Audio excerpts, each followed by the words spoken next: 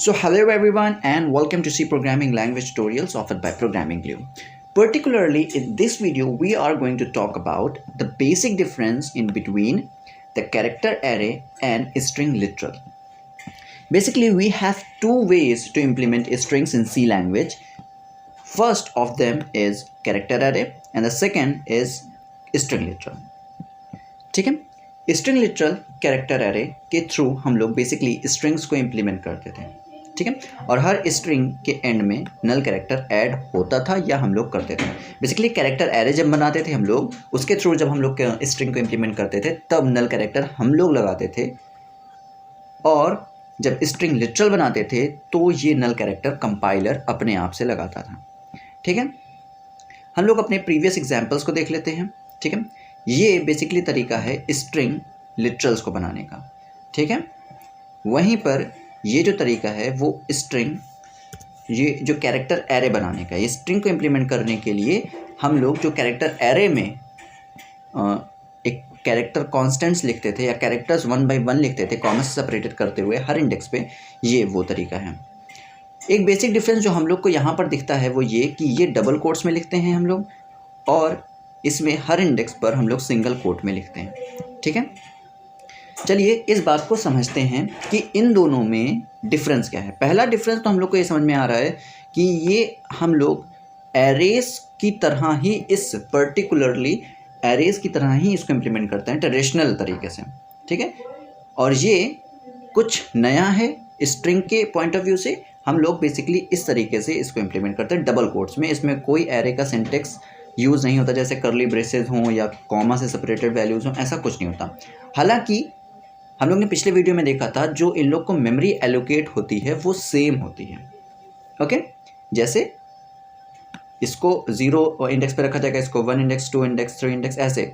ठीक है, और सेम इसको भी वैसे ही रखा जाएगा, 0 index, 1 index, 2 index, 3, 4 and so on. ये बेसिक डिफरेंस तो हम लोग को समझ में आया, लेकिन इसके अलावा कुछ और बेसिक डिफरेंस है इसके अंदर जो हम लोग को इस पर्टिकुलरली इस वीडियो में समझना है। ठीक है, लेकिन आगे चलने से पहले हम लोग एक छोटा सा आइडिया ले लेते हैं पॉइंटर्स के बारे में, क्योंकि वो हम लोग को हेल्प करेगा। ठीक है, देखिए पॉइंटर क्या होते हैं कि स्पेशल काइंड के वेरिएबल्स होते हैं, सिंपल एक वेरिएबल ही होते हैं। वो एक नॉर्मल वैल्यू होल्ड नहीं करते, वो किसी दूसरे वेरिएबल का एड्रेस होल्ड करते हैं। देखिए हम लोग ने वेरिएबल्स के चैप्टर में ये पढ़ा था कि वेरिएबल का कुछ नाम होता है, ठीक है, उसके अंदर कुछ वैल्यू रखी होती है, ठीक है, और वो जिस मेमोरी में जिस जगह बनता है उस मेमोरी की जगह का कुछ एड्रेस होता है। ये 3 चीज़ें पढ़ी थी। तो पॉइंटर्स क्या करते हैं, ये इस मेमोरी एड्रेस को, किसी दूसरे वेरिएबल के मेमोरी एड्रेस को अपने अंदर एज अ वैल्यू होल्ड करते हैं। ठीक है, ये सिंपल वैल्यू नहीं होती, ये एक सेंसिटिव, अगर मैं कहूँ कि मेमोरी लोकेशन का एड्रेस होता है। ठीक है, तो पॉइंटर्स कुछ स्पेशल काइंड्स की वैल्यू को होल्ड करते हैं which is nothing but the address of other variable. ठीक है, तो ये क्या करते हैं, दूसरे वेरिएबल्स का एड्रेस होल्ड करके रखते हैं, तो इसी वजह से इनको पॉइंटर्स भी कहा जाता है, क्योंकि ये एड्रेस के थ्रू दूसरे वेरिएबल को करते हैं पॉइंट। अब हम लोग अपने टॉपिक पे वापस चलते हैं और समझते हैं कि स्ट्रिंग लिटरल और कैरेक्टर कॉन्स्टेंट में फ़र्क क्या है। देखिए, अगर डबल कोट्स में कोई चीज़ लिखी है, ठीक है, तो वो स्ट्रिंग मानी जाएगी, और सिंगल कोट में लिखी है तो एक कैरेक्टर माना जाएगा। ठीक है, कैरेक्टर कांस्टेंट माना जाएगा। यहाँ पे ये स्ट्रिंग कांस्टेंट है which is string literal, and we also can say this is a character constant. दोनों में फ़र्क क्या है वो हम लोग समझते हैं। बेसिकली अगर हम लोग डबल कोट्स में कोई कैरेक्टर या स्ट्रिंग लिखते हैं तो उसको कहा जाता है पॉइंटर टू कैरेक्टर, मतलब ये एक पॉइंटर होगा जो इस कैरेक्टर को कर रहा होगा पॉइंट। ठीक है, ये जिस मेमोरी लोकेशन पे लिखा होगा या जिस मेमोरी लोकेशन पर ये बना होगा, स्टोर होगा, उसका एड्रेस पॉइंटर्स के थ्रू ये होता है पॉइंट। ठीक है, उसका एड्रेस पॉइंटर करेंगे होल्ड, और वो पॉइंटर उसको करेगा पॉइंट, जैसा कि हम लोग ने अपनी पिछली स्लाइड में समझा था। बेसिकली अगर हम लोग ये मान लें कि यहाँ पर ए है स्टोर, ठीक है, तो ये इसका एड्रेस है, ये इसको कर रहा है पॉइंट, तो बेसिकली ये पॉइंटर किसको पॉइंट कर रहा है, ये इनडायरेक्टली कर तो ए ही को रहा है पॉइंट। ठीक है, तो वैसे ही मेरा कहने का मतलब है ये कि अगर डबल कोट्स में कुछ भी लिखा हुआ है तो उसका पहला कैरेक्टर, अगर कोई स्ट्रिंग लिखी है जिसमें बहुत सारे कैरेक्टर्स आते हैं तो उसका पहला कैरेक्टर वो करता है पॉइंट। ठीक है। तो जो स्ट्रिंग लिटरल्स होते हैं वो पॉइंटर्स टू कैरेक्टर्स होते हैं, ठीक है। और वहीं अगर सिंगल कोट में हम लोग कैरेक्टर कांस्टेंट की बात करें तो ये बेसिकली कैसे रिप्रेजेंट होते हैं, ये होते हैं आस्काई वैल्यू के थ्रू रिप्रेजेंट, और आस्काई वैल्यू हमेशा एग्जिस्ट करती हैं in the form of integers, ठीक है। तो जब भी अगर हम लोग जैसे कोई प्रिंटफ यूज़ करते हैं, ठीक है, जैसे यहाँ पे प्रिंटफ यूज़ करते हैं तो हम लोग क्या करते हैं, जैसे मैंने लिखा हेलो वर्ल्ड, ठीक है। तो यहाँ पर प्रिंटर क्या करता है, प्रिंटर एक्सपेक्ट करता है कि मेरे पास स्ट्रिंग जो आएगी, ठीक है, ये स्ट्रिंग होती है, ठीक है, ये मैसेज जो होता है ये बेसिकली स्ट्रिंग है। अब तो ये बात हम लोग को समझ में आती है, क्लियरली है, क्योंकि डबल कोट्स में लिखी है, ठीक है। तो वो हमेशा एक्सपेक्ट करता है कि ये पॉइंटर्स टू कैरेक्टर्स होंगे, ठीक है, पॉइंटर टू कैरेक्टर्स होंगे, ठीक है, ना कि अगर हम लोग इसको सिंगल कोट में लिख दें, जैसे मैं सिंगल कोट में लिख देता हूँ इसको, तो देखिए पहली बात तो कलर भी चेंज हो गया, तो कुछ ना कुछ तो चेंज हुआ है यहाँ पर। दूसरी चीज़, ये अब हर एक की एच की ई की आस्काई वैल्यूज़ हो गई हैं यहाँ पर, ठीक है। ओके, मैंने स्पेलिंग वाला लिखी है वर्ड, ठीक है। तो यहाँ पर क्या होगा, हर एक कैरेक्टर की आस्काई वैल्यू होगी रिप्रेजेंट। तो ये बेसिकली अब क्या होगा, यहाँ पर इंटीजर्स रिप्रेजेंट हो रहे हैं, पॉइंटर्स नहीं हैं, ठीक है। तो ये फ़र्क होता है बेसिकली, मैं बात करूँ कि स्ट्रिंग्स में और कैरेक्टर कांस्टेंट में, ठीक है। अगर आपको इसको एक एग्जांपल से समझना है तो आइए समझते हैं कैसे। देखिए मैं क्या करता हूँ, प्रिंट, मैं लिखता हूँ %C, मैं कैरेक्टर में प्रिंट करवाता हूँ लेट्स से 65 की वैल्यू, ठीक है। देखिए 65 अपने आप में एक इंटीजर है, ठीक है। आपको लगेगा ये एरर आएगी, ऑफ कोर्स दिखने से तो लग रहा है कि एरर आएगी कि ये कैरेक्टर के लिए फॉर्मेट स्पेसिफायर है और 65 अपने आप में कोई कैरेक्टर नहीं है।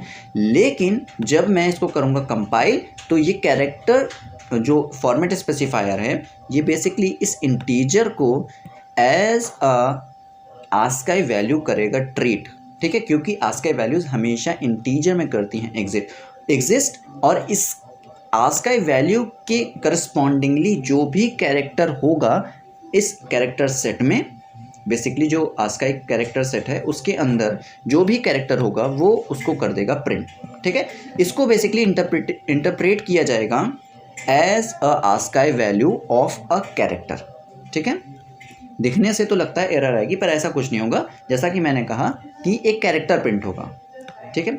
देखिए 65 होता है आस्काई वैल्यू ए की और यहाँ पर ए प्रिंट हो रहा है, तो अगर मैं इसको चेंज कर दूँ, लेट्स से मैं कर देता हूँ 45, तो कुछ और कैरेक्टर प्रिंट होगा। ज़रूरी नहीं कि ABCD प्रिंट हो, कोई और कैरेक्टर प्रिंट हो सकता है। देखिए यहाँ पर हाइफन प्रिंट हो रहा है, ठीक है, ये आपको दिख रहा है छोटा सा हाइफन, तो 45 होती है हाइफन का आस्काई कोड, ठीक है। तो ये फ़र्क है बेसिकली एक स्ट्रिंग लिटरल में और कैरेक्टर कांस्टेंट में, ठीक है, कि ये हमेशा इंटीजर वैल्यू से होते हैं रिप्रेजेंट, कैरेक्टर कांस्टेंट हमेशा इंटीजर वैल्यू से रिप्रेजेंट होते हैं, और स्ट्रिंग लिटरल हमेशा पॉइंटर्स के थ्रू रिप्रेजेंट किए जाते हैं, पॉइंट किए जाते हैं, ठीक है। अब हम लोग अपने एरेज की तरफ चलते हैं, ठीक है।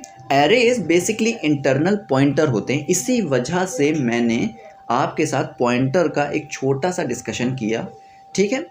बेसिकली अगर हम लोग पहले क्या कर रहे थे, देखिए हम लोग यहाँ पर str लिख रहे थे, और नॉर्मली हम लोग क्या करते थे कि हम लोग एक फॉर लूप लगाते थे और उसके अंदर हर एक इंडेक्स की वैल्यू प्रिंट करते थे, और वो तरीका तो हम लोग को समझ में आता था कि एक इंडेक्स की वैल्यू प्रिंट हो रही है। पर अगर हमें इस %s की वर्किंग को समझना है कि ये कैसे वर्क करता है, तो इसके लिए हम लोग को ये ग्राफ समझना ज़रूरी है। मैंने कहा एरे एक इंटरनल पॉइंटर है, बेसिकली जो एक वेरिएबल होता है, ठीक है, जो एरे का नाम होता है, ठीक है, वो अपने अंदर अब इस एरे का, ठीक है, ये जो एरे बना है अगर आप इससे समझें, ठीक है, जैसे ये जो नाम होता है str, ये इस पूरे एरे का बेस एड्रेस जो होता है, basically base address, starting address, आप इसको ध्यान से देखें तो हर इंडेक्स में कुछ ना कुछ एड्रेस है, ठीक है, देखिए ये इंडेक्स 0 है, ये तो हम लोग जानते हैं 0 1 2 3 4 एंड 5, ठीक है, ये इंडेक्स। और हर इंडेक्स मेमोरी में बना है, तो उसका कोई ना कोई मेमोरी एड्रेस ज़रूर होगा एज ऑब्वियस। तो होता क्या है, जैसे अगर हम लोग एरे का नाम लिखते हैं तो वो शुरू में क्या करता है, वो इस पर्टिकुलरली पहले इंडेक्स का एड्रेस अपने अंदर एज इट इज़ स्टोर करके रखता है, ठीक है। और फिर इसके थ्रू जिस डेटा टाइप का हम लोग ने एरे डिफाइन किया है, ठीक है, उसी टाइप के जो भी डेटा टाइप का साइज होता है इस पर्टिकुलर एड्रेस में ऐड करता चला जाता है, मैनिपुलेशन करता चला जाता है और हर इंडेक्स को एक्सेस करता चला जाता है, ठीक है। मैंने एग्जाम्पल के लिए यहाँ पर 1000 एड्रेस लिया है, मेमोरी में कहीं पे होगा ये 1000, ठीक है। एग्जाम्पल के तौर पे ये ज़रूरी नहीं 1000 हो, कुछ अपने हिसाब से कुछ भी हो सकता है, क्योंकि मेमोरी में इतनी बड़ी मेमोरी है, ठीक है। मान लीजिए 512 GB रोम है या 1 TB रोम है, ठीक है, उसमें बहुत सारे सेक्शंस होंगे, तो उसमें मैंने एग्जाम्पल के तौर पर ये लिया है। तो अगर मैं एरे का नाम लिखता हूँ तो क्या है, ये इक्विवेलेंट है कि मैं इसके पहले इंडेक्स का जो एड्रेस है वो लिख रहा हूँ, ठीक है। और अगर पहले इंडेक्स का एड्रेस लिख गया और अगर ये कैरेक्टर टाइप का है तो मैं इसमें 1 बाइट ऐड करता चला जाऊंगा और हर इंडेक्स को एक्सेस करता चला जाऊंगा। क्यों? क्योंकि कैरेक्टर जो डेटा टाइप होता है वो 1 बाइट लेता है, ठीक है। और अगर इंट टाइप का ये होता तो मैं इसमें 4 बाइट ऐड करता चला जाता, ठीक है, सिंपल इज दैट। तो मैं 4 बाइट या 2 बाइट अकॉर्डिंग टू आर्किटेक्चर, ठीक है। अगर मैं 16 बिट का आर्किटेक्चर यूज़ कर रहा हूँ तो मीन्स 2 बाइट्स इंटीजर, और अगर मैं 32 बिट्स का आर्किटेक्चर यूज़ कर रहा हूँ मीन्स 4 बाइट, ठीक है। तो मैं ऐसे इसमें इसी एड्रेस में ऐड करता चला जाता और मैं हर इंडेक्स को एक्सेस करता चला जाता। क्यों? क्योंकि एरे हमेशा एक सीक्वेंस में बनता है, सीक्वेंस में मेमोरी कंज्यूम करता है। तो अगर यहाँ पर 1000 मेमोरी एड्रेस है फॉर सपोज, तो जो नेक्स्ट ब्लॉक का नेक्स्ट इंडेक्स का एड्रेस होगा वो 1001 होगा एज ऑब्वियस, ठीक है। क्योंकि एक कैरेक्टर लेता है 1 बाइट तो दूसरा कैरेक्टर दूसरी बाइट पे आएगा ना, सेकंड बाइट पे, तो 1000 एंड 1001 देन 1002। तो बेसिकली अगर मैं एरे का नाम लिखता हूँ तो बेसिकली मैं इस पूरे एरे का बेस एड्रेस लिख रहा हूँ। और यही चीज़ मैंने आपको बताई थी कि यहाँ पर str लिखना बेसिकली इस पूरे एरे का बेस एड्रेस लिखने के बराबर है। मैं शो कर रहा हूँ इस h के एड्रेस को, ठीक है, जो शुरुआत में कैरेक्टर होगा उसके एड्रेस को, शुरुआत में जो वैल्यू होगी उसके मेमोरी एड्रेस को ये str लिखकर मैं बता रहा हूँ इस फॉर्मेट स्पेसिफायर को। और ये फॉर्मेट स्पेसिफायर सी लैंग्वेज में कुछ इस तरीके से डिज़ाइन किया गया है कि अगर इसको ये बेस एड्रेस मिल जाता है तो ये आगे के सारे कैरेक्टर्स को एक्सेस कर लेता है और आउटपुट स्क्रीन पर प्रिंट करवा देता है जहाँ तक इसको ये नल कैरेक्टर ना मिल जाए, ठीक है। जहाँ पे नल कैरेक्टर मिल गया वहीं पर ये एंड हो जाता है, ठीक है। तो हम लोग क्या कर सकते हैं, अब हम लोग ने पॉइंटर समझ लिया है और बेसिकली हम लोग ने पॉइंटर्स का कॉन्सेप्ट समझ लिया है, एरे का कॉन्सेप्ट समझ लिया है, ठीक है। तो स्ट्रिंग बनाने का एक और भी तरीका है, ठीक है, वो हम लोग देखते हैं कि अगर हम लोग पॉइंटर्स के थ्रू, ठीक है, क्योंकि देखिए एरे एक इंटरनल पॉइंटर है, तो अगर हम लोग डायरेक्टली पॉइंटर के थ्रू स्ट्रिंग को डिक्लेयर करना चाहें या यूज़ करना चाहें तो कैसे करेंगे, ये भी स्ट्रिंग लिटरल ही होगा, ठीक है। मैं लिखता हूँ पॉइंटर, बेसिकली ये पॉइंटर को डिस्क्राइब करने का तरीका है। जैसे एरे को डिस्क्राइब करने का तरीका ये होता है कि उसका नाम लिखते हैं फिर एरो स्क्वायर ब्रेसेस लगाते हैं, वैसे ही कुछ अपने सिंटेक्सेस हैं। इन सिंटेक्सेस को आप परेशान न होइए, पॉइंटर्स के चैप्टर में डीपली पढ़ेंगे, ठीक है। आप बस एक स्ट्रिंग के पॉइंट ऑफ व्यू से थोड़ा सा माइंड को वाइड करते हुए चलिए कि अगर हम लोग पॉइंटर के थ्रू स्ट्रिंग को बनाते हैं, स्ट्रिंग लिटरल को बनाते हैं तो क्या होता है, ठीक है। मैंने कैर टाइप का एक पॉइंटर बनाया और उसके अंदर मैं रखता हूँ हेलो, ठीक है, सिंपल वही जो हम लोग करते थे। अब क्या होगा, कंपाइलर इसको देखेगा, ठीक है, इसमें अपने आप नल कैरेक्टर ऐड करेगा, ये बात तो हम लोग को पता है। और प्रिंट करवाने के लिए हम लोग क्या करेंगे, %s और p, ठीक है, सॉरी ptr नाम रखा था ना। बेसिकली ये कुछ नहीं, समझने के पॉइंट ऑफ व्यू से बेसिकली एरे होगा, कितने साइज का, साइज का, 6 इंडेक्सेस का, ठीक है। ये तो 5 कैरेक्टर्स हैं, लेकिन +1 जो एक वो होगा नल कैरेक्टर, ओके। तो मैंने क्या किया, मैंने इस जो स्ट्रिंग थी इसको मैंने प्रिंट करवा लिया %s के थ्रू, और मैंने नाम दे दिया किस एरे का, जो पॉइंटर के थ्रू बना है, बेसिकली एक एरे कह लूँ या स्ट्रिंग कह लूँ, ठीक है। वो स्ट्रिंग जो पॉइंटर के थ्रू बनी है मैंने उसका नाम दे दिया। अब मैं इसको करवाता हूँ प्रिंट। मैंने क्या save and compile and run, ठीक है। देखिए ये प्रिंट हो रहा है एज इट इज़, जैसा कि हम लोग पहले चाहते थे, जैसा अब तक कि हम लोग प्रिंट करवाते आए थे स्ट्रिंग लिटरल बना के या कैरेक्टर एरे बना के, ठीक है। तो वैसे ही ये प्रिंट हो रहा है, सिंपल इज़ दैट। ये एक तरीका और हम लोग को मिला सीखने को, ठीक है। बेसिकली इसको भी स्ट्रिंग लिटरल ही कहते हैं, ठीक है। ये भी एक फॉर्म है स्ट्रिंग लिटरल की।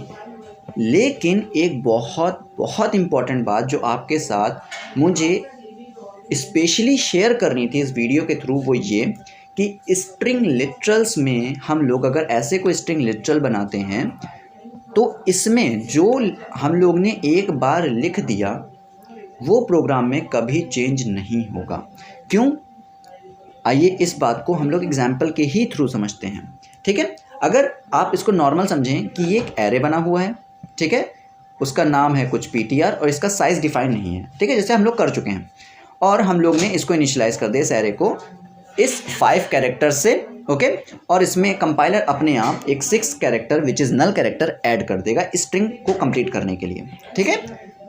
अब बात क्या है कि अगर ये एरे है तो मैं इसके इंडेक्सेस को चेंज कर सकता हूँ, इंडेक्सेस की वैल्यूज़ को चेंज कर सकता हूँ, ठीक है। तो मैं लिखता हूँ लेट्स से ptr, और मैं इसके फर्स्ट इंडेक्स की मैं 0 इंडेक्स छोड़ के ये जो फर्स्ट इंडेक्स है e, मैं इसमें रखता हूँ लेट्स से k, मुझे k रखना है, ठीक है।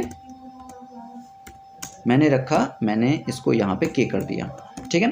अब अगर मैं ptr को प्रिंट करना चाहूँ, ठीक है, तो क्या होना चाहिए HKLLO, ठीक है, होना तो यही चाहिए, लेकिन ऐसा होगा नहीं और आउटपुट कुछ भी आएगा या कुछ भी नहीं आएगा, ठीक है। मतलब बेसिकली ये वर्क नहीं करेगा प्रॉपरली, और यही एक प्रॉपर्टी होती है स्ट्रिंग लिटरल की, और आप देख रहे हैं कि आउटपुट नहीं जनरेट हो रहा है, ठीक है, कोई ना कोई प्रॉब्लम पड़ रही होगी।